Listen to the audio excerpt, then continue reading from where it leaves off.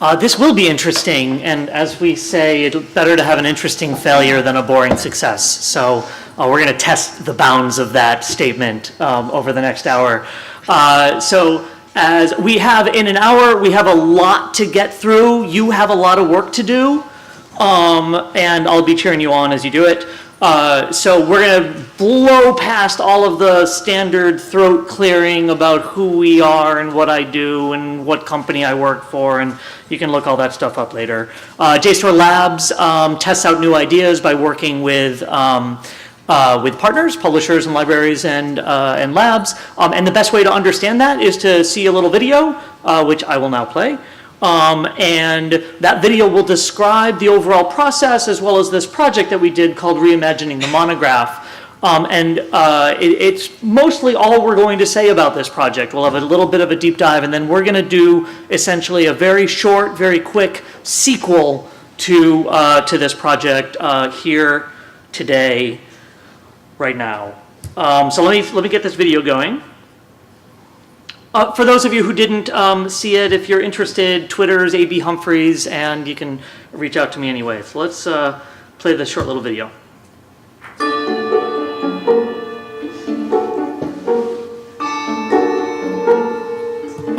We're here at Columbia University at Butler Library, where we've been working with our partners to reimagine the monograph.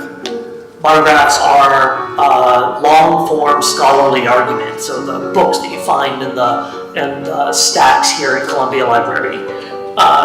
We have a theory, a hypothesis that some of the value in those books is getting lost as they migrate to a digital world where people are doing research digitally. And this project is about working with the community to imagine and build new ways of unleashing those things that are lost and making them even more powerful.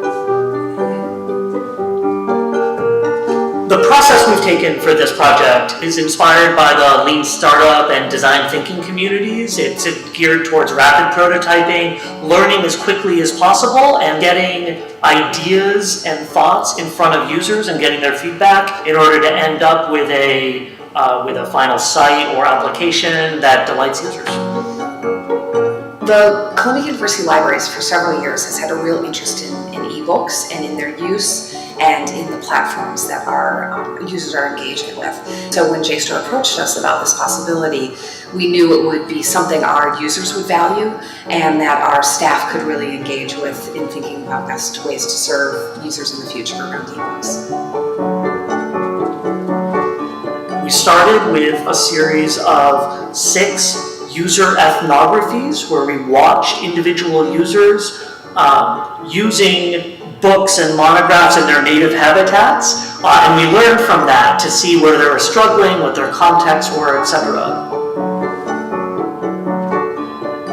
We then held a workshop where we brought members of the community along with the JSTOR Labs team, where we brainstormed what the typical monograph reader or scholarly book researcher, what their pains were, what their gains were, like what the success looked like for them, and what are their tasks. The next day, we drew up some of those ideas to figure out where the biggest opportunity was, and based on that input, we chose one of the ideas and worked to build it. And then in a final week at Columbia, we honed the idea with interviews with users every day. Some of those were formal half-hour interviews, and some of those were what we call guerrilla testing, where we set up a desk out in front of the Columbia Library and asked people to give us 15 minutes. It's a great way of getting lots of feedback really quickly.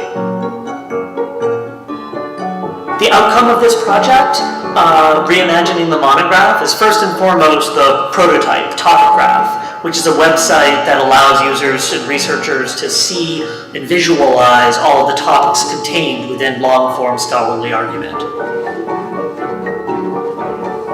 It also will include a white paper. We're writing a white paper that will share what we've learned during the research and at the workshop with the community, and we'll open source all of the code that has powered the prototype so that others can benefit and learn from it. great thing about those videos is I actually don't have to present anymore. It's all just sort of done. It's so easy. Okay.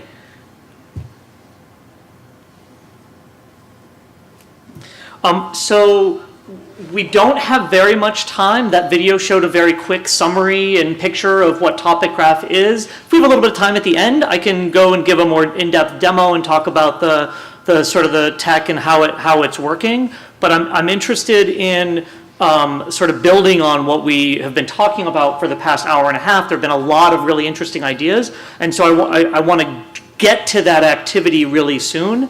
So we're going to glide over the demo of what Topic Graph is. You saw it basically, it allows you to find all the topics within a book and then see all the words associated with that topic. That uses topic models and all sorts of fanciness.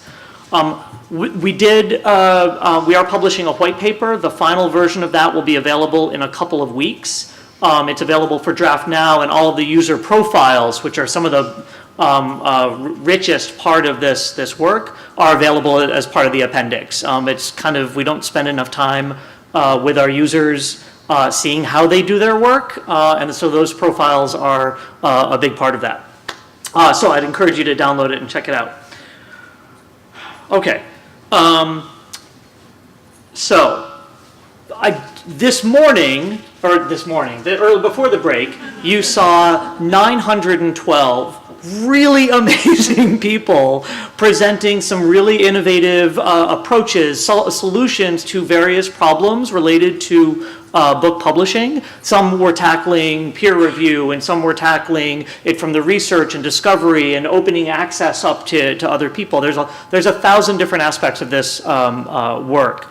With this Reimagining the Monograph project, we tried to take the perspective of the researcher, because that can sometimes get lost in a sea of standards and everything, and try to work with to create tools that could help them and be applied to to books that have been published for the past to all the books that have been published that don't require taking them all to HTML or EPUB 3 or whatever. And that's what we did for Topic Graph. But today what I want to do is have you guys run essentially a kind of the workshop that we did at Columbia, which is sometimes called an idea jam, a design jam.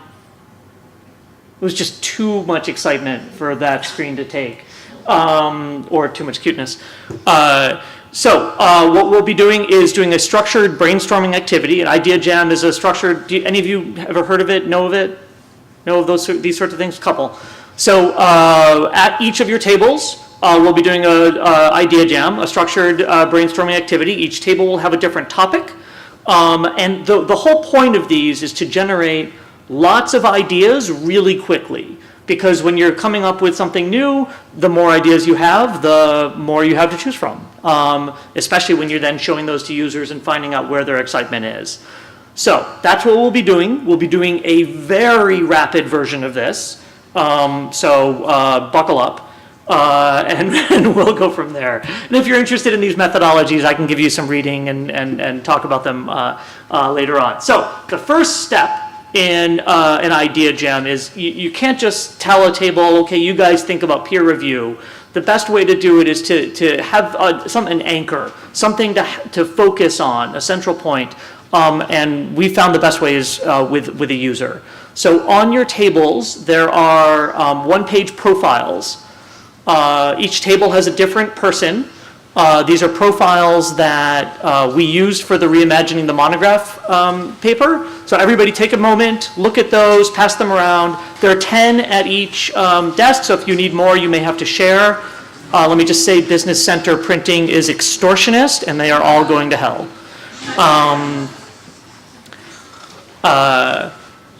So take a look at, now these were from the Reimagining the Monograph, so they very much focus on research as a research activity. There's another if you're not at a table, there's a seat up here, or just, squeeze in, shove yourself between some friends. So these profiles try to present who this person is. We spent an entire day with them. We watched what they did. They were doing research with monographs, but we were tracking their work both with print monographs and with digital monographs, and they were all doing very different things. I should say these are all historians at very different levels. Some of you have grad students, some of you have established scholars. Okay.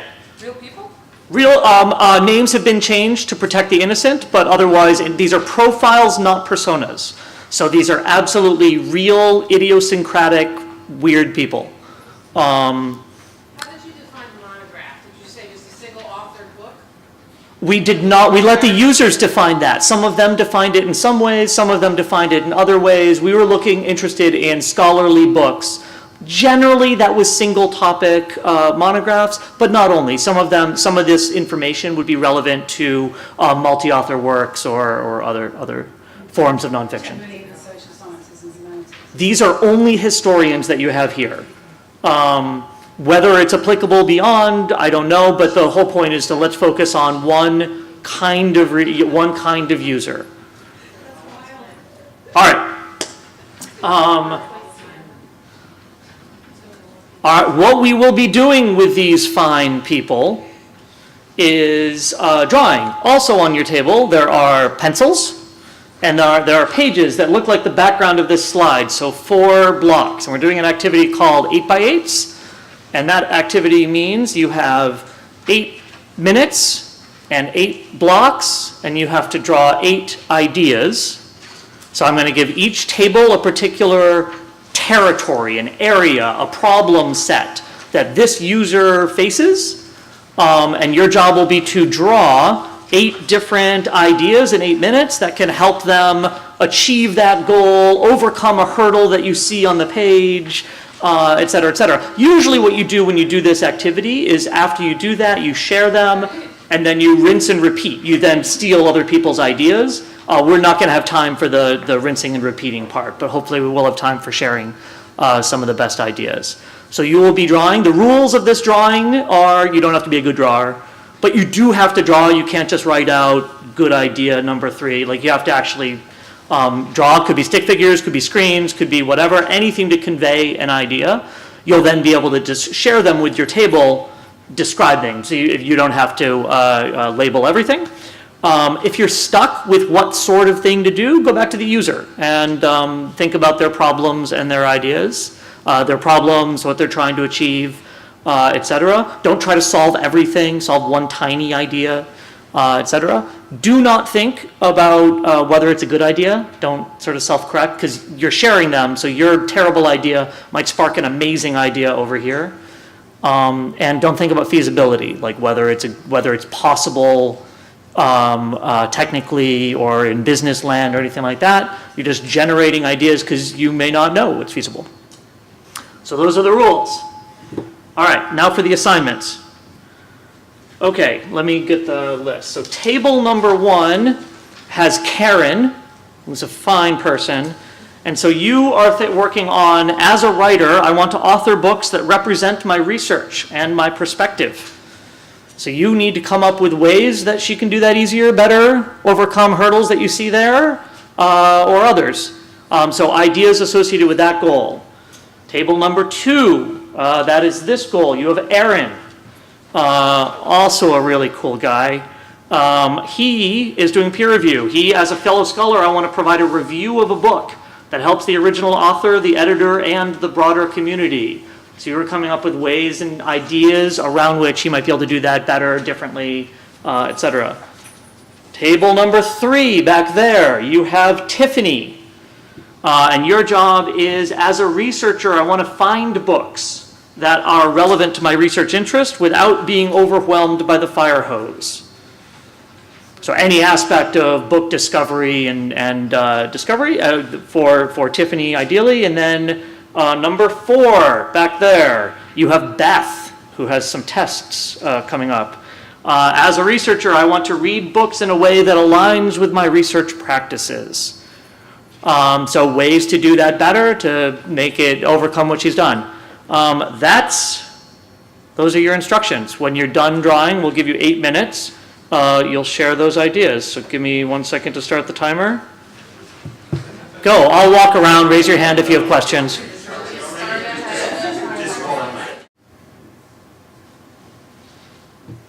Okay. Pencils down or something? How'd that go? Was that fun? Was that interesting? Was it hard? It's pretty hard.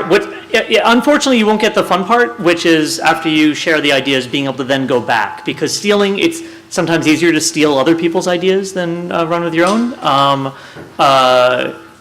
But you can come up with a lot of ideas really quickly, which we're now going to prove. So what you now have is just under about the same amount of time, 8 minutes, to share your ideas with your table. So I would suggest less than a minute per person. You can share one of your ideas or you can share more. And I'd go around the table, show them the pictures, point, describe, this is what it can do, this is why I think it's awesome. And basically pitch those ideas to the table. Go. I think this is not one. Nope, that's a test. Okay, whoever's this is, come on up here. And I'll try to zoom in. Looks like that's the big idea. Oh, yeah. All right, 1 minute, go. So we had Aaron, and his problem was he's reviewing books and wanted to share those reviews with the author, the editors, and the community at large.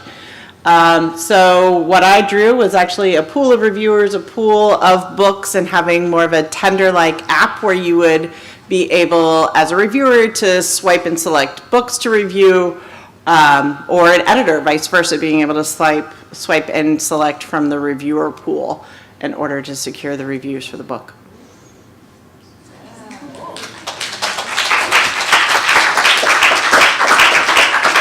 Okay, next up, we have my shadow. Oh no, that's right, that was right. And a lot of stickers with, you can't see what the picture is. It's just brilliant, I love it. Okay, so I'll begin by saying what the picture is. So this is supposed to be a book and then an arrow going to a list of citations, basically. And so we had Tiffany, and one of her main uses for books was to mine and look for citations. And so basically the idea here was to have some sort of system where you could feed it the name of a book or a collection of books, and it would extract those citations and present you with the list to sort of streamline the citation mining process. So, Awesome.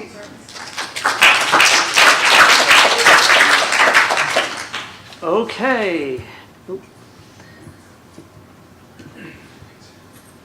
Next up.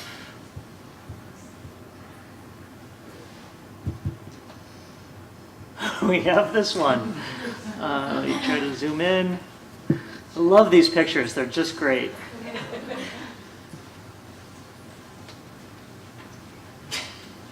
God, it looks even worse magnified. So we had Karen, who's a longtime historian and also faculty in library science. And as a fellow librarian, I know she seems to be very wedded to her print. We all agreed on that, so we didn't want to take that away from her. We wanted to sort of create some tools that she could work with. And so the idea behind this is a sort of Wi-Fi enabled pen where she could take her print and make notes and annotations and things like that, and it would be captured and she could save it in her Word files that she's very fond of. And as Alice pointed out, the best thing about it is that something like this already exists, sort of, so we just need to adapt it for research, basically. That's great.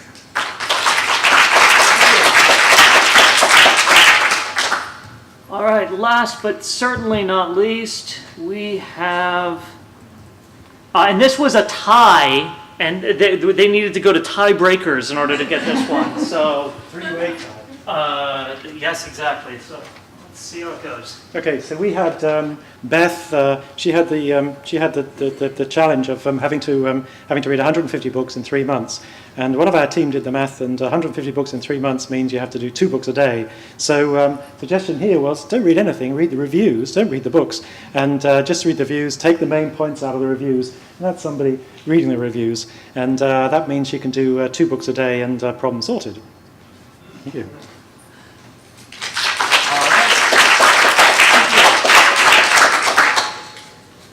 That was too efficient. I didn't have time to tweet it.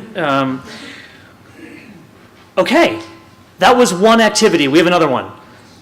So this one should be a little easier. So essentially, that was I'm just going to leave it in this format. So that was an idea jam. As you saw, it was a you can come up with a lot of ideas, and then with some dot voting can identify, okay, these are the ones with the most gravity to sort of see what's most interesting. What we'll do next is a demonstration of what to do with that. So let me go to that. Okay, so what do you do once you have those, the nubs of an idea? Like, what do you do when you go from there? So we are going to do that here. We'll do some paper prototyping. That will be, and some votes on that. And we're going to do that through voting because democracy shouldn't fail us twice in a year. And the way that we're going to do that is everybody needs to get on a phone, get on a computer, get on a laptop or a tablet, something, and go to pollev.com. That stands for poll everywhere. If that's not like pollev, doesn't make sense. So pollev.com/JSTORLabs. And what we're going to do is I am going to show you 4 different paper prototypes. So these are a step beyond the sketches that you just drew. So what you would do is you take these, napkin sketches and then go to, and then draw them up into a little, like 1 page, something to get the concept across and be a little bit more detailed, a little bit more specific, but you're still spending only 15, 20 minutes drawing. This is not rapid. This is not something that you take a lot of time with, something to convey the idea, and then in interviews, either guerrilla testing or scheduled interviews with users, you see where they're excited and where they're confused and what makes sense to them and what doesn't, to see whether or not the idea resonates. All right, is everybody able to get there? Success? To pollev.com, more or less? You don't have to log in. I will release the gates allowing you to vote when you have enough information to be a good citizen. Okay, so that's what we're going to do. So first of all, we are going to start with, and so I'll show you 4 ideas, then we'll vote on a few of them all together. And some of these may be terrible ideas, some of them may be good. These are all ideas around research. That's not what I want.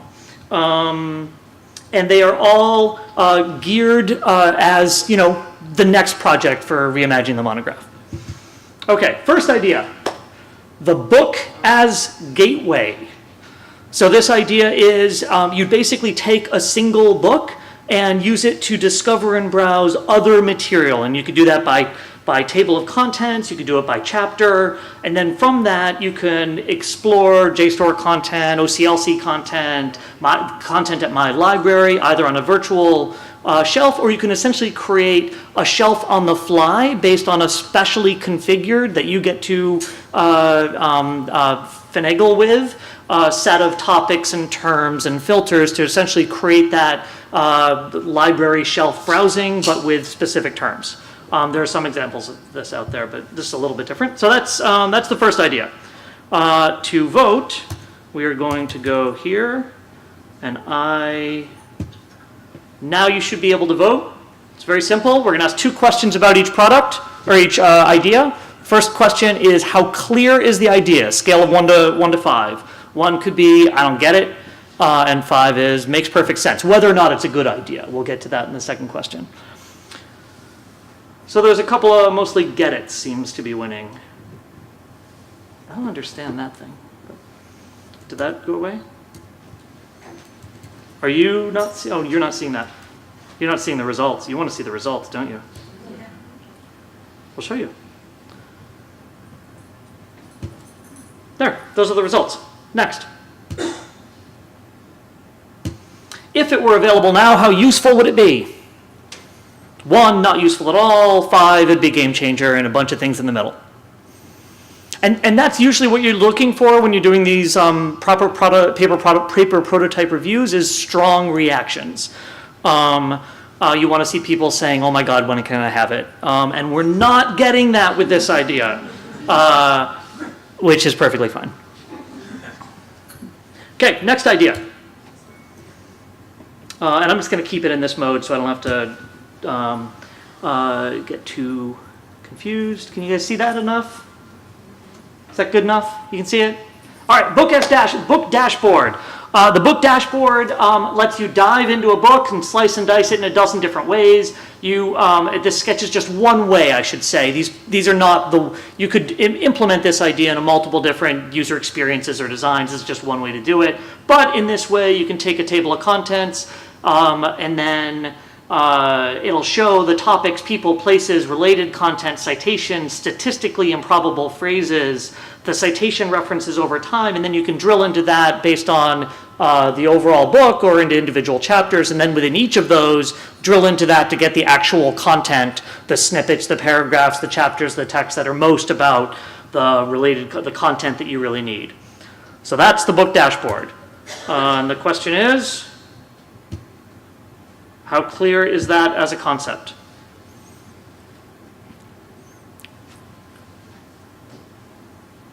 Oh, makes a little bit more sense than the previous one.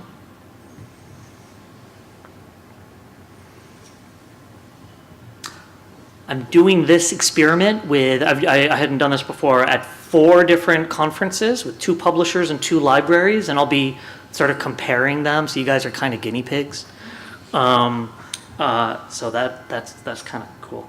All right, and the next question, if it were available now, how useful would it be?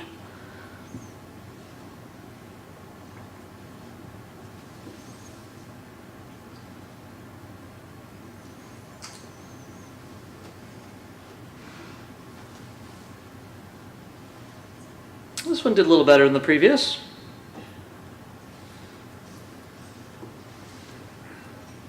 Good enough. All right, I'm going to go back to the other one. I'm going to try to zoom in a little more. Ooh. There we go.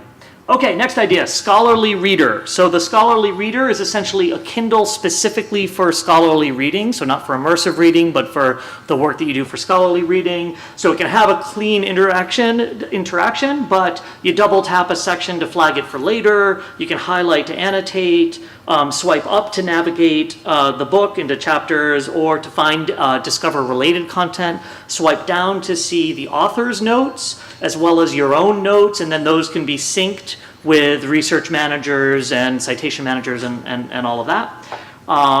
So that's your scholarly reader, and the questions are the same. First one, how clear is the scholarly reader concept?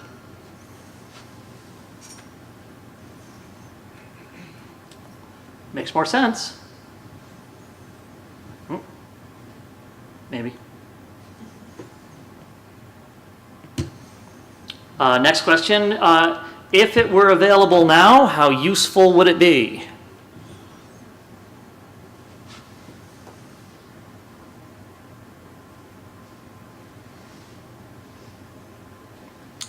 Makes sense, but not useful. Interesting. I want to hear more about that. That's cool. That's great. One of the fun things about this methodology, the shown to users early, is you get excited when people tell you bad news, as opposed to the old days of building it and then hoping it's perfect. Okay, the last idea is the citation mixer. This actually, this aligns with the citation work that this table was doing. I forget which table did the citation tool. So the citation mixer, you take a whole bunch of books, you can take a list of books and articles, et cetera, and it analyzes all of the references within them to find the common ones. So and then sorts them according to the most direct references or the most indirect references. So it cites something that cites something. So if you're interested in a particular field or area, this will help you figure out where to start. All right, the citation mixer. Let's go and talk about that one. So how clear is that as a concept?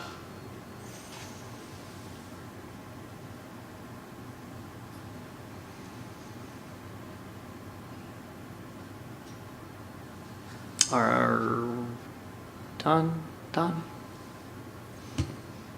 I'm just going to go on to the next one, guys. Okay, if it were available now, how useful would the citation mixer be?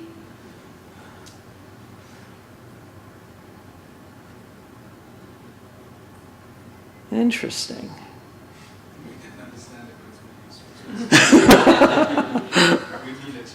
We need it right now. This kerplingit is the best thing ever. Okay.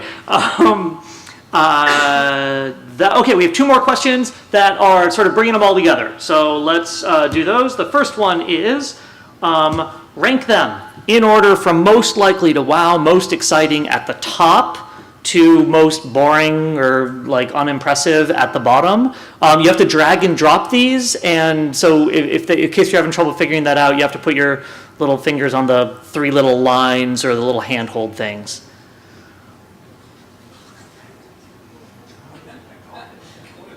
Scholarly reader in last. I love it. They're duking it out, those two. How long are you changing your votes just to have an impact? I voted for a third party like a sucker. All right, we do have a clear winner now. Nice. Okay, next question. Last question is which should be built next? And we have those four, but we also have the ever popular none of the above build something else category. Could be one of the ideas that we pitched, that were pitched earlier. Could be something else entirely. Citation Mixer's winning with book dashboard behind. Interesting.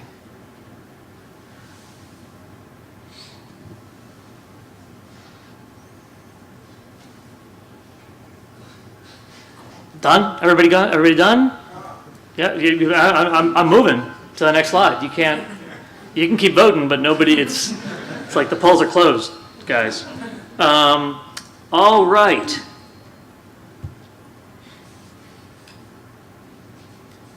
There you go. You guys got your good citizen badge. Thank you very much. That was great. And that's actually it. I actually managed to get through all of that on time. I'm happy to take a question if we have time for that. If you're interested in the methods, there's some more there, or just email me or tweet at me or something like that. Thanks.